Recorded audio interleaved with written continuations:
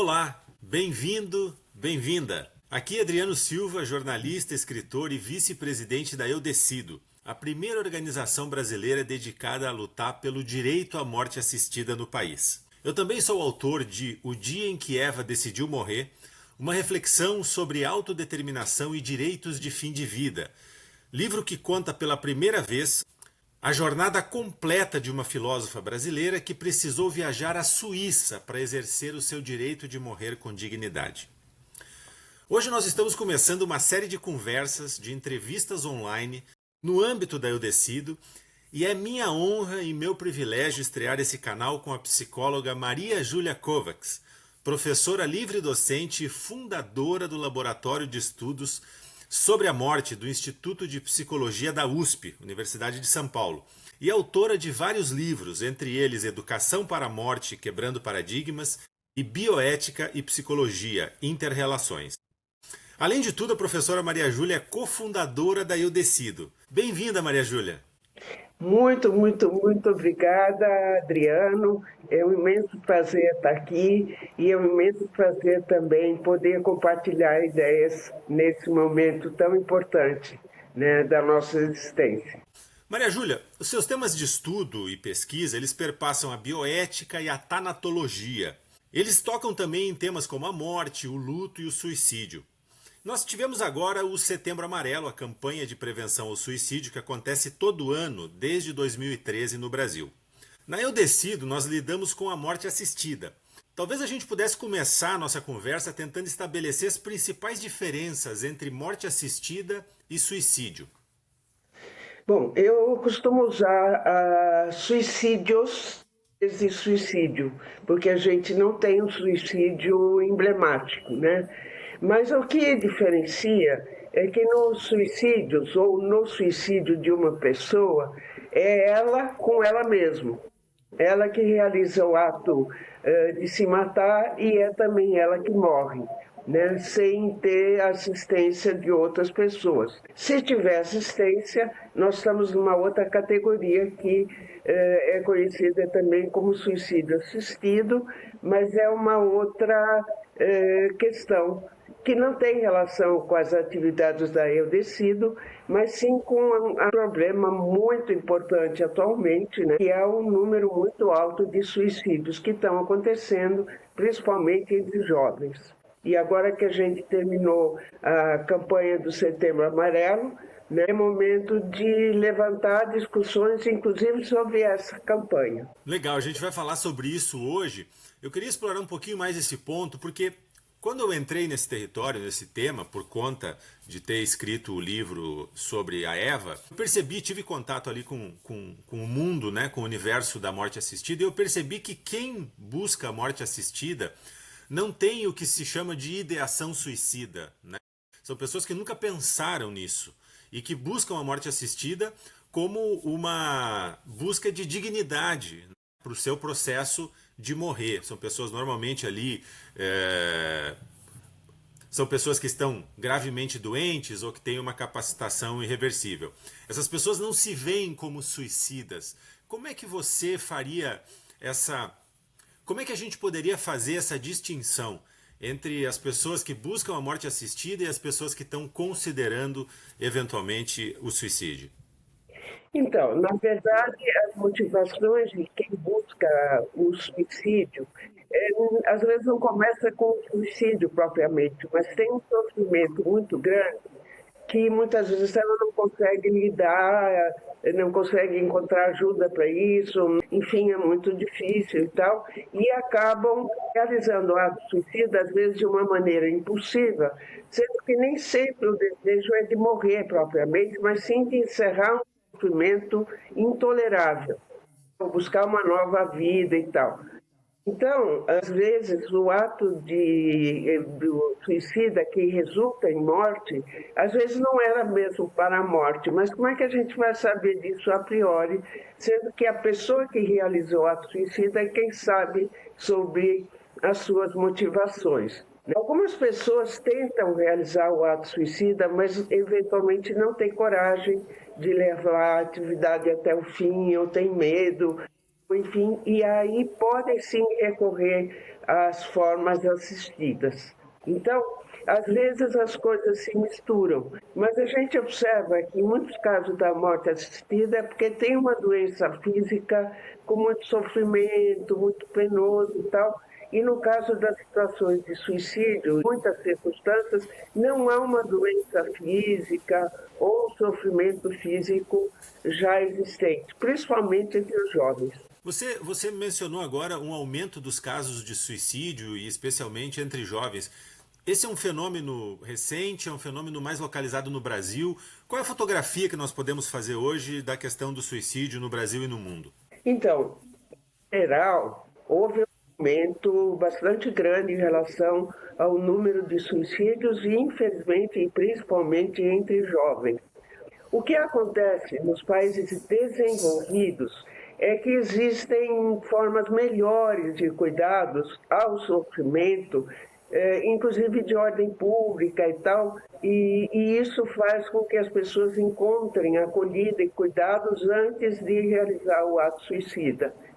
O que no Brasil e em outros países de desenvolvimento é mais difícil. Nós temos várias campanhas de prevenção do suicídio, mas nós não temos campanha. Agora estão começando a aparecer firmemente no nosso país as políticas públicas de pós-venção, né, que são as políticas públicas de cuidados às pessoas com ideação e tentativa e as pessoas enlutadas pelo suicídio. Então, isso talvez vá levar a uma diminuição do número.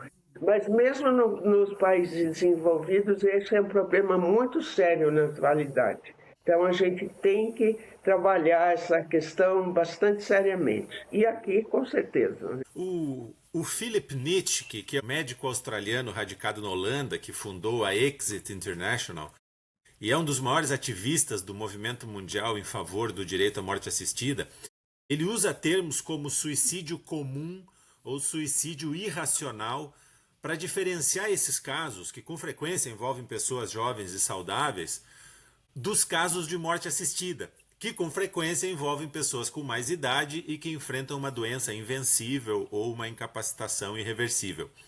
Eu sei que você não gosta desses adjetivos, né, irracional, e você inclusive já mencionou que você prefere falar em suicídios ao invés de suicídio no singular. Você poderia trabalhar um pouquinho essa conceituação para a gente? Então, eu não gosto de colocar a priori que é irracional, que as pessoas não deveriam estar fazendo. O jovem que está em grande sofrimento, ou um idoso, ou um adulto, ou hoje em dia até crianças que estejam em grande sofrimento, isso não é uma questão irracional. É uma questão subjetiva, psíquica, de dor, de sofrimento e tal, que precisa ser respeitada. No momento que eu chamo isso de irracional, eu estou, de alguma forma, estigmatizando alguma coisa que já é estigmatizada, né? A morte é estigmatizada, a morte por suicídio, então, muito estigmatizada. Então, a gente precisa evitar esse tipo de termos, né? Tentar entender quais são as motivações possíveis, porque quando a pessoa busca ajuda ou ela quer falar sobre isso e tal, e ela pode encontrar essa ajuda ou acolhimento, nós já temos um caminho para eventualmente haver uma diminuição dos casos de suicídio. Eu lembro que as motivações podem ser dificuldade, sofrimento muito intenso, busca de outros caminhos de uma nova vida, mas algumas pessoas buscam morrer efetivamente. Em alguns casos, as tentativas de suicídio têm um objetivo sim de morte, e aí podem se repetir e tal. Mas em muitos casos, se houver uma acolhida e tal, a pessoa pode ser encaminhada ou para uma terapia ou para algum tipo de processo de acolhida e cuidado que pode levar a que não se realize o ato suicida. Então, por isso que eu não gosto da palavra irracional. Mesmo entre jovens, onde isso está acontecendo com muita frequência, nós temos jovens que realmente vivem situações de sofrimento intolerável. Então, vergonha, desmoralização, violência doméstica e tal, e aí não dá para chamar de irracional. É muito difícil, é uma situação bem complicada. Você mencionou algumas tentativas de suicídio cujo objetivo não é a morte, né? Quer dizer, que na verdade talvez seja ali um grito de socorro. E Você poderia falar um pouquinho mais sobre isso? Existe talvez um número, uma estatística que diga quantos dos casos de suicídio podem efetivamente buscar a finalização daquela existência e quantas tentativas de suicídio não têm esse objetivo final? Na verdade, a gente sabe que o número de tentativas de suicídio é maior do que o número de suicídios que resultam em morte. Então, isso nos faz dizer que talvez pessoas possam tentar o suicídio, né, e não resultar em morte, ficarem muito assustadas, e eu inclusive acompanhei alguns casos dessa maneira, e aí a pessoa vai buscar ajuda. Então a gente pode dizer que a tentativa de suicídio acabou sendo uma possibilidade de buscar ajuda. Então isso é um dado interessante.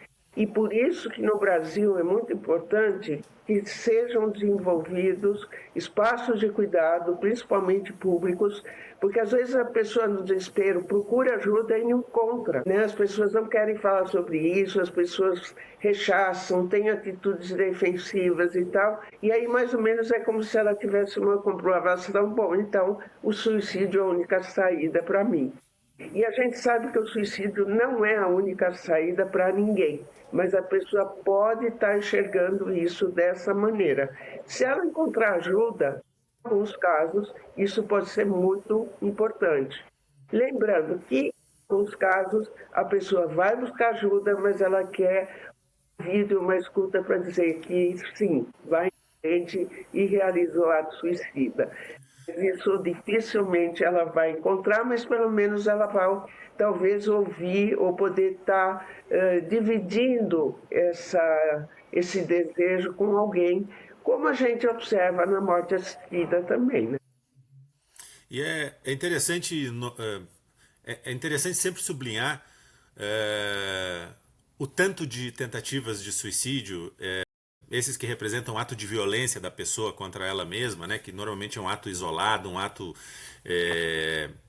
muitas vezes truculento, que na maioria dos casos não dá certo e a pessoa fica com sequelas muito sérias e a situação dela fica ainda pior do que ela tinha antes da tentativa, né? Então, quer dizer, eu acho que vale a pena a gente também. Eu estou aprendendo muito nessa conversa contigo e fico feliz de saber e fico feliz de ouvir a tua frase, né? De que sempre há uma outra possibilidade, sempre há uma outra alternativa, né? Diante desse desejo que pode desse desejo que pode acompanhar algumas pessoas em determinada fase da sua vida, né? Então, muito importante isso que você estava falando, porque, assim, infelizmente, essas situações de tentativa de suicídio usam formas que não são boas, formas que não são adequadas e que acabam levando a uma situação de não efetividade, vamos dizer, no sentido de que não resulta em morte, mas resultam em problemas muito sérios, em dificuldades, em sequelas e tal. Então, isso também já mobilizou um movimento de redução de danos, né, no sentido assim, então, se não tiver outro jeito, a pessoa que realmente quiser realizar o ato suicida, ter ajuda no processo. Então, essa é uma discussão muito complicada na área do suicídio, que talvez motive algumas situações de suicídio assistido, inclusive, tá? Para que não haja sofrimento adicional por uma realização de ato suicida que é para ser de morte, mas acaba não resultando em morte. Mas olha, esse assunto então é extremamente polêmico. Na verdade, nos grupos que estudam a questão do suicídio, ainda essa questão da redução de danos não aparece de uma maneira efetiva e clara. Mas eu imagino que talvez algumas formas de suicídio assistido sejam formas de ajudar que o suicídio seja efetivo.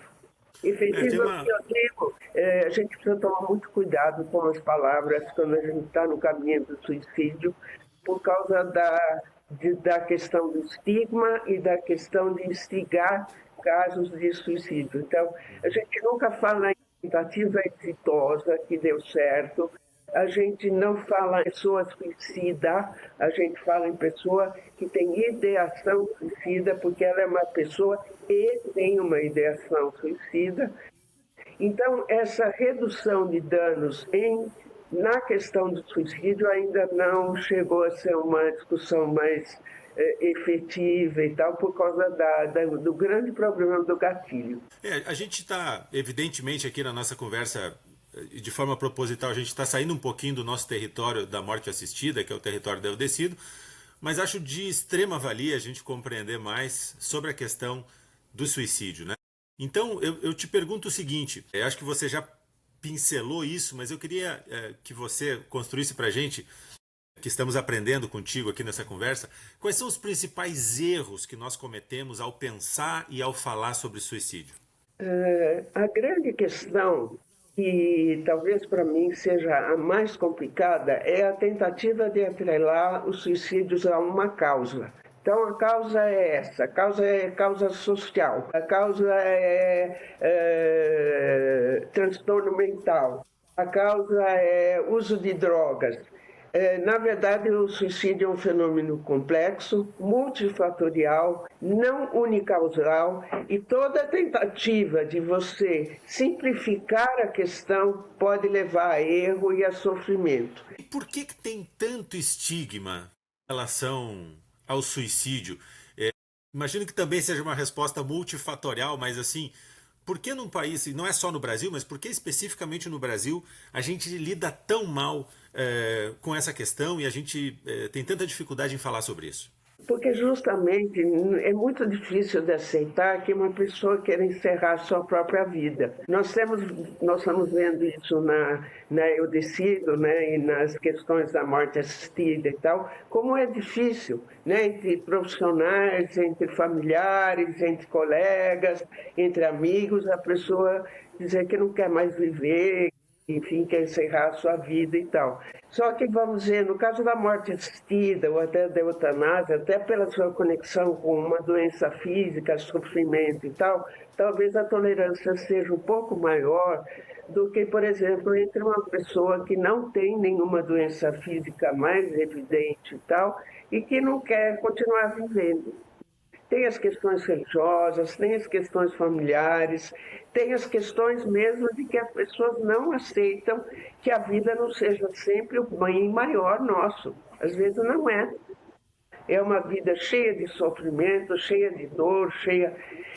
Precisa ser assim? Talvez não. É a forma como a pessoa enxerga? É. Então, às vezes, a gente tem que aceitar que para aquela pessoa a morte pode ser melhor do que a vida. Só que como não tem uma doença física, às vezes tem, mas às vezes não tem, mas tem uma dor mental, tem uma dor existencial. E aí é difícil. Então, por isso ainda tem muito estigma. Né? A gente sabe que durante muito tempo a morte foi uma questão do Estado, foi uma questão da religião. E agora, né, devagarzinho, e principalmente numa abordagem mais existencialista, a vida e a morte nos pertencem. Portanto, nós temos direitos sobre elas. Mas ainda é muito estigmatizante e também porque o suicídio, ou suicídios, melhor dizendo, eles causam muito impacto. Então, quando você vê, por exemplo, uma pessoa saltando de uma ponte, ou se enforcando, ou mesmo usando medicamentos e tal, mas principalmente as espetaculares, o uso de armas, o tiro e tal, é muito assustador e muito impactante. E se ele acontecer num lugar público, mais impactante ainda, porque aí vai atingir não só as pessoas próximas, a pessoa que está se matando, mas quem está andando na rua, que não tem nada a ver com isso. Então, é uma situação que causa impacto. Parece que se nós pegássemos a melhor sociedade humana, né, a melhor organização social do planeta e pegássemos as pessoas mais bem resolvidas, né, ainda assim nós teríamos uma parte dessa população, né, que estatisticamente tem o desejo de não seguir vivendo, né? E aí parece que talvez em algum momento a gente vai ter que repensar o nosso tratamento desse tema, porque a gente retirando as possibilidades de uma morte, a gente não falando sobre isso e retirando as possibilidades de uma morte mais serena para essas pessoas, depois de esgotadas todas as tentativas de demovê-las dessa ideia, a gente deixa para elas somente o passo da tragédia, do trauma, da violência, da truculência, o que aumenta muitíssimo, né? Eu vou refrasear tudo isso, tá? Vou dizer o seguinte: é possível que, mesmo se a gente pegar a sociedade humana mais desenvolvida, né, e as pessoas mais bem resolvidas, né, com a sua vida, com a sua existência, ainda assim nós teremos seres humanos que terão a intenção de deixar de viver. E aí tem uma camada no suicídio hoje, parece, com a nossa insistência em não falar sobre o assunto e em não admitir esse tema entre nós, que é um tema que poderia ser diferente, que é esse tema, que é esse território do trauma, da tragédia, né? Da dor extra que se coloca, tanto para a pessoa que vai embora quanto para as pessoas que ficam, exatamente pela nossa inabilidade de admitir que, infelizmente, por mais que nós tentemos ali demover essas pessoas da ideia de ir embora, muitas delas vão ir embora porque é isso que elas realmente desejam para si, né? Nós não teremos se eu estou entendendo corretamente, nós nunca teremos uma situação que 100% das pessoas vão desejar continuar vivendo. Não, não é isso? E se fosse diferente, então a gente não teria, vamos dizer, a gente já teria resolvido a questão dos suicídios, né? E pronto, mas não é assim. As pessoas vivem e morrem segundo a sua vontade, segundo o seu desejo, né? E isso acontece de qualquer maneira. Maria Júlia, qual então seria a melhor forma da gente lidar com alguém na família ou com um amigo que esteja considerando realizar o suicídio? Então, em primeiro lugar, eu acho que assim, é importante saber que na sociedade sempre existiu suicídio. Desde que a gente tem notícia e tal, sempre existiu, pessoas se mataram. E veja que a questão das pessoas se matarem, se ela não conversar com ninguém e se matar, é um ato dela com ela mesma e acabou, né? Nós vamos ficar sabendo depois e isso vai ser bastante complicado. Mas como fazer isso, então? A gente sabe que é muito maior o número de pessoas em sofrimento, é muito maior o número de pessoas com ideação, é muito maior o número de pessoas com tentativa do que os suicídios que são notificados como tal. Lembrando também que muitas vezes o suicídio não é notificado como suicídio, embora seja. Então entra como acidente, entra como overdose, entra como várias outras questões por aí. Qual a melhor maneira de lidar com o assunto tabu? É falar sobre ele. Então, os anos e anos a fio de silêncio em que não se fala sobre o tema e tal, não reduziu o índice de suicídios, muito pelo contrário, aumentou. Então, eu acho que o caminho que está sendo buscado agora, e a imprensa é muito importante nessa parte, o jornalismo, ao noticiar sim que há casos de suicídio, falar sobre o tema, chamar as pessoas para conversar a respeito. Então, uma fala esclarecida, reflexiva, trabalhando com a hipótese, trabalhando também com os lugares de buscar ajuda e tudo é o melhor que nós podemos fazer. Tirar aquela aura de estigma, porque o suicídio já foi crime, o suicídio já foi ligado ao transtorno mental, à loucura, à insanidade. Então, procurar entender que é um sentido existencial. A vida, continuar a vida, como buscar a morte da melhor maneira possível, que para algumas pessoas que consideram o ato suicida é a melhor maneira de encerrar a vida, quando eu ainda tenho controle, quando eu ainda posso lidar com a situação. Então aí a gente vê como tem aproximação com a morte assistida, que as pessoas muitas vezes buscam quando elas podem procurar, quando elas podem buscar esse caminho, quando elas ainda são donas delas mesmas. Então tem uma semelhança, né? Embora eu decido não estar trabalhando com a questão do suicídio entre os seus objetivos e deixa isso bem claro, mas a gente pode ver que tem pontos de aproximação quando a gente considera a questão do controle, da busca. O problema são os suicídios impulsivos, onde talvez o objetivo não fosse exatamente a morte, mas se ela acontecendo, a gente já não sabe mais, porque a verdade se vai com quem se matou. Às vezes a pessoa deixa uma carta, deixa um bilhete, deixa alguma coisa assim, isso pode ajudar a entender melhor as motivações. Você falou na questão da imprensa e de fato assim há um protocolo, vários veículos, né, de que muitas vezes não se noticie, né, ou não se dê detalhes do suicídio, né? Isso é uma orientação, uma regra nas redações. Quer dizer, isso contribui com o silêncio, com o estigma e com a ignorância geral sobre o tema. E você acha que a imprensa deveria rever Não, essa na prerrogativa? verdade, a revisão, e acho que isso está acontecendo, sim, se deve falar sobre os suicídios. O que não se deve, hipótese nenhuma, é trazer modos de fazer. Então, o grande problema são quando acontecem as figuras públicas importantes, ou quando é um suicídio que acontece na rua, ou sei lá, em lugares públicos e tal, não mostrar a foto não, do suicídio sendo realizado, o modo como foi feito e tal, mas a notícia sim, os números sim, né? E principalmente atrelar a uma busca de uma compreensão multifatorial e sempre incluir a possibilidade de onde há locais que atendem pessoas sofrimento. Claro que o emblemático em nosso país é o CVV, né, que faz um trabalho de acolhimento que é maravilhoso, mas hoje em dia também os CAPs, né, os Centros de Atendimento Psicossocial, algumas universidades,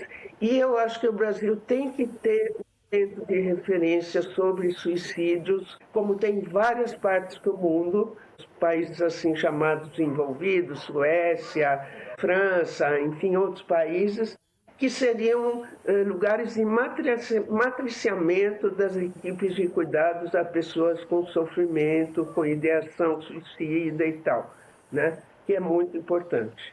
Eu faço parte de um fórum, chama-se Fórum de Prevenção e Pós-Venção do Suicídio, nas universidades e nas escolas de ensino médio e fundamental. E esses encontros são sempre as primeiras sextas-feiras do mês, hoje inclusive haverá, e onde então um grupo de pessoas discute, conversa e se encaminha também para a criação de políticas públicas no nosso meio.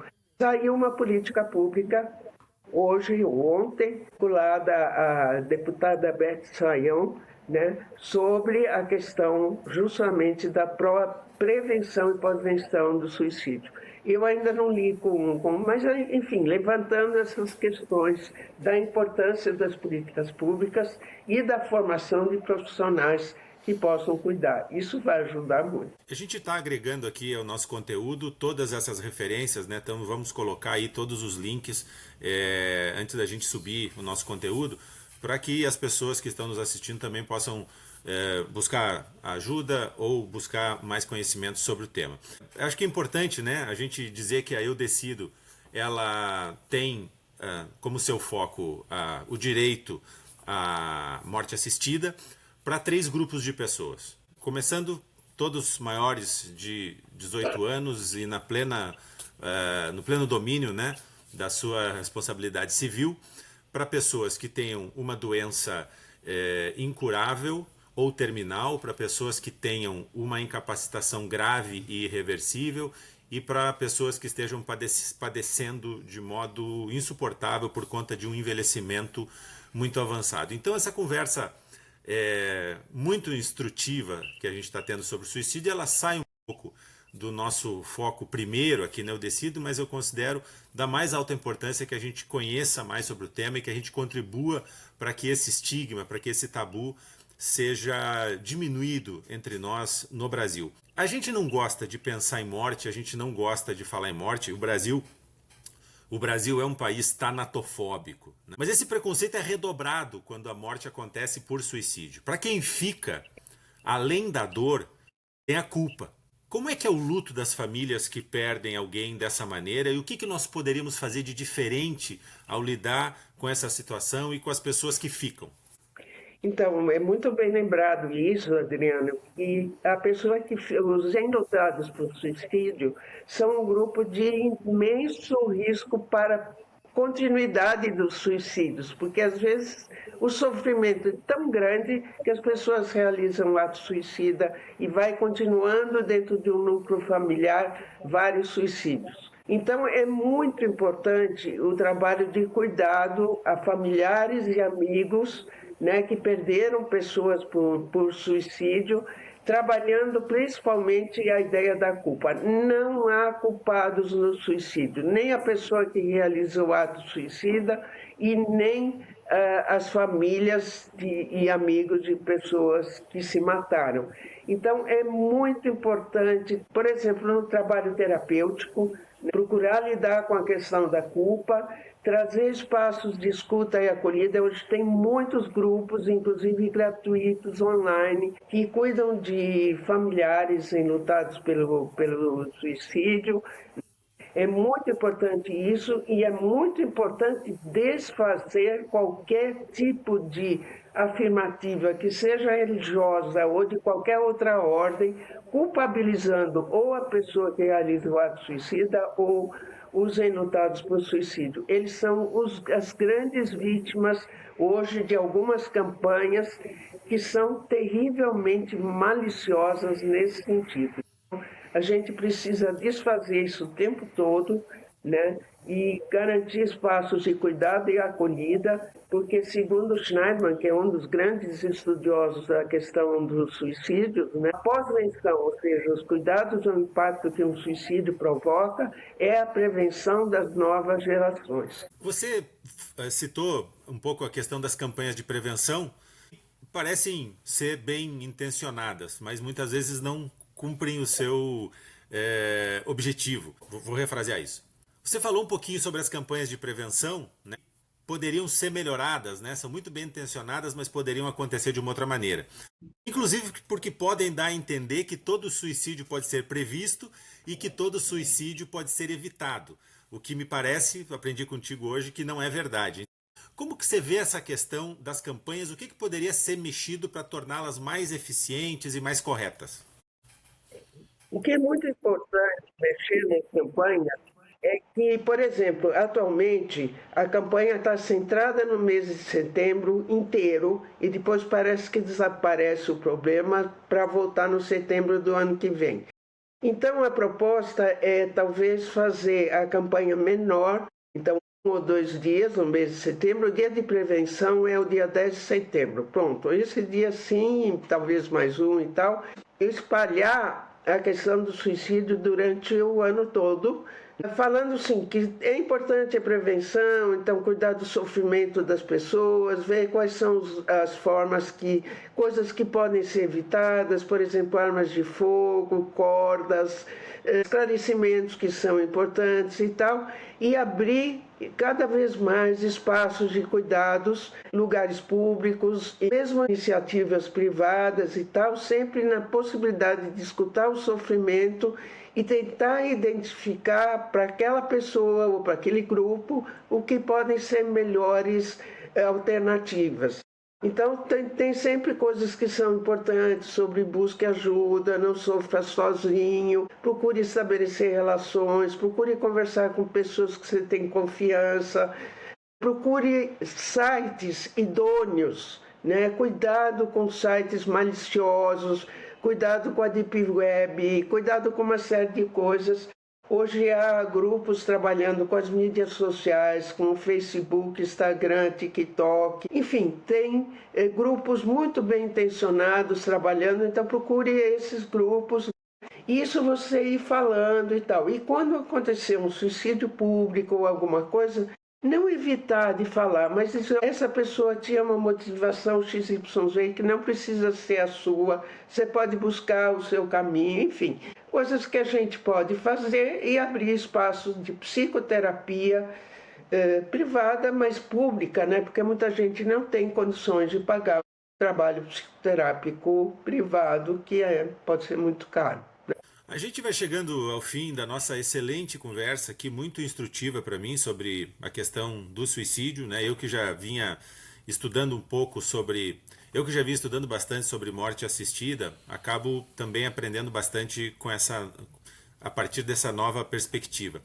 Às vezes parece que quanto mais Às vezes parece que quanto mais nós falássemos abertamente sobre o suicídio, quanto mais as pessoas que estão considerando essa possibilidade pudessem conversar abertamente sobre o seu sofrimento, em família, com os amigos, em espaços seguros, inclusive do ponto de vista jurídico e médico, mais chance nós teríamos de acolher essas pessoas, de tratá-las com respeito, de gerar alívio e bem-estar a todos os envolvidos nessa questão. Ao mesmo tempo, e aí eu te faço essa pergunta, Maria Júlia, se fala muito em gatilhos. Eu queria entender essa questão do gatilho, né?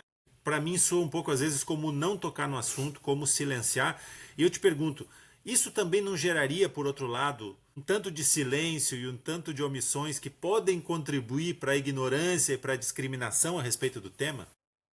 Então, eu acho que essa pergunta ela é muito interessante, Adriano, e eu acho que ela uma, vamos dizer, de uma certa forma, pode ser uma armadilha ou não. Ontem eu estava dando quarta-feira, uma aula e eu usei muito a palavra gatilho e o pessoal pegou no meu pé. Eu acho que assim, poder falar sobre o assunto é muito importante. Eu acho que isso tem que acontecer. Então, o que seria o gatilho? Aquilo que pode provocar na pessoa o desejo de realizar o ato suicida.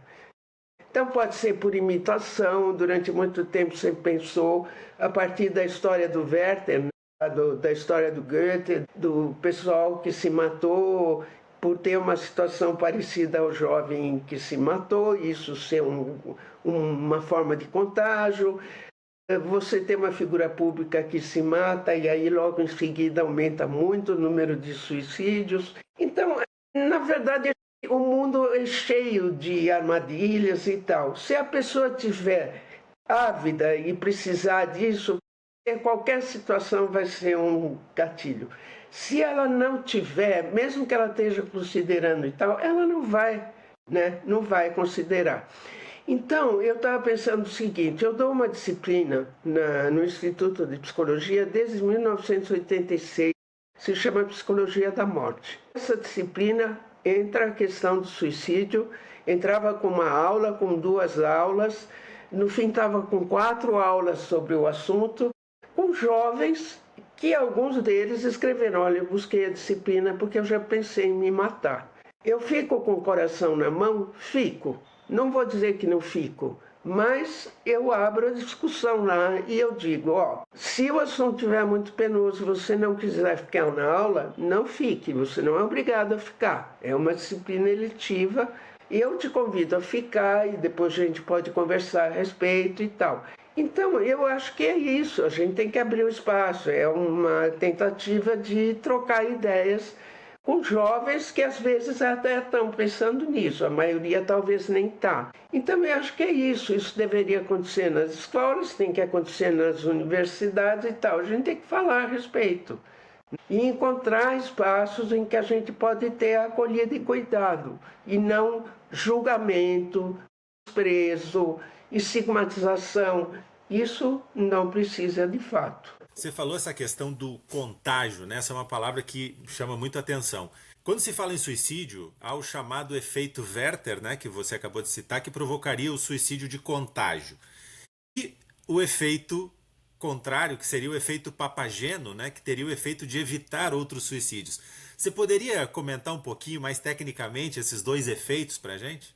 Então, o efeito Werther é esse do contágio, então, falar sobre, ou ver atos, ou ver o cinema. A gente tem vários filmes sobre suicídios, né, alguns maravilhosos, um deles é o Close, tem vários. O efeito. Agora, eu não sei, de novo, quer dizer, quem vai assistir o filme é quem vai fruir, se ali vai ter coisas que ele vai imitar ou não, e não tem como prever tudo. A não falar e tal, já vimos que não é a melhor razão.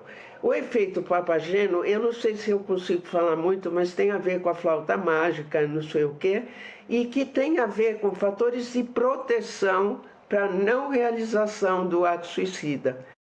Então, essa ideia que a gente estava falando, então vamos conversar em roda, vamos buscar os amigos. Hoje tem uma situação interessante dos alunos que são aqueles que conseguem na classe perceber aquele que está em maior sofrimento, mais isolado, e ou trazer essa pessoa para as atividades, ou conversar com os professores sobre uma preocupação em relação a esses alunos e tal.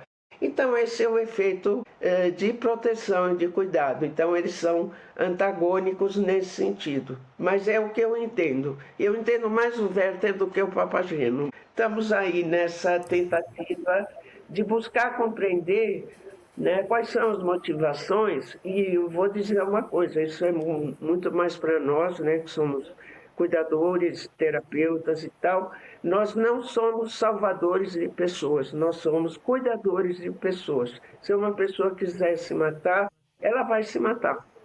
O único jeito que eu conheço de evitar o suicídio a todo custo é amarrar uma pessoa na cama, amarrar os pés, as mãos, botar uma toalha na boca e tirar tudo e qualquer coisa que possa levar a um ato contra si próprio.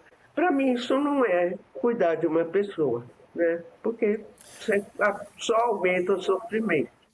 E aí, em nome de salvar aquela vida, a gente acaba com aquela vida, né? Quer Isso mesmo, dizer, exatamente.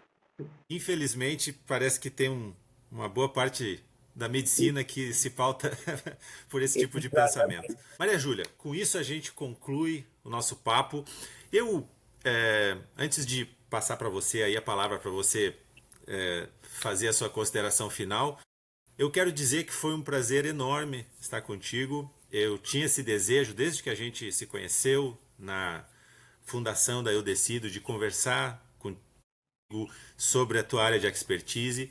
Você é uma das pessoas que mais entende desse assunto, que há mais tempo estuda esse assunto no Brasil. Então, foi uma honra, foi um privilégio para mim, como cofundador da Eu Decido e como jornalista também, como pessoa interessada no tema, de te ouvir e de aprender contigo. Eu acho que vale a pena, sei que não é o nosso lugar aqui, né? Não é nesse momento, mas vale a pena dizer para quem está nos assistindo, não sofra sozinho. Pode buscar ajuda, você pode conversar, você pode trocar ideia com as pessoas que te amam, com as pessoas que podem te trazer uma nova visão sobre a situação que você está vivendo. Procure os canais adequados e eu torço muito pessoalmente para que o seu sofrimento diminua. Então, Maria Júlia, passo a você a palavra para você, enfim, colocar aí as suas últimas palavras. Olha, Adriano, foi um imenso prazer estar com você. Eu adorei ser entrevistada por um jornalista tão perspicaz e tão instigante e trazendo, né, para a gente a oportunidade de discutir pontos, né? Então isso é uma arte muito legal. Então eu me senti muito bem entrevistada, né? Gostei muito de participar dessa atividade. Claro que eu teria muita coisa para falar mais e eu espero que a gente tenha outras oportunidades, inclusive para falar sobre coisas da Eu Decido também, que eu também tenho um monte de ideias. Então foi um prazer imenso, quero te agradecer, né? E foi muito, muito legal estar aqui. Confesso que eu estava com medo, né? E no fim acho que a coisa rolou de uma forma muito agradável, mas também muito profunda. Então, Que legal. concordo com o Adriano. Muito importante discutir esse assunto e, se precisar de ajuda, busque. Tem várias possibilidades de ajuda, como eu falei do CVVP. Nós temos os CAPs, os Centros de Acompanhamento Psicossocial, tem o Atlas de Saúde Mental, enfim, tem vários lugares de cuidados.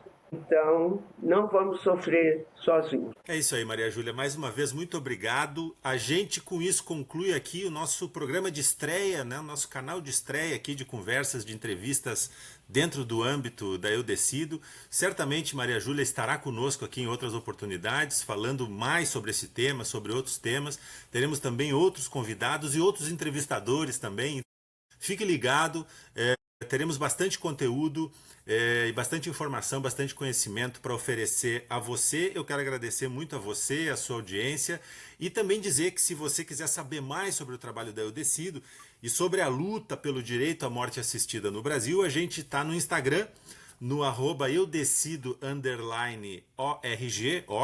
né? Nós somos uma associação civil sem fins lucrativos, com conteúdo novo praticamente todo dia. Você pode também seguir a gente na plataforma. Você pode também seguir a gente na plataforma onde você está ouvindo esse programa. Teremos mais videocasts, mais podcasts da Eu Decido.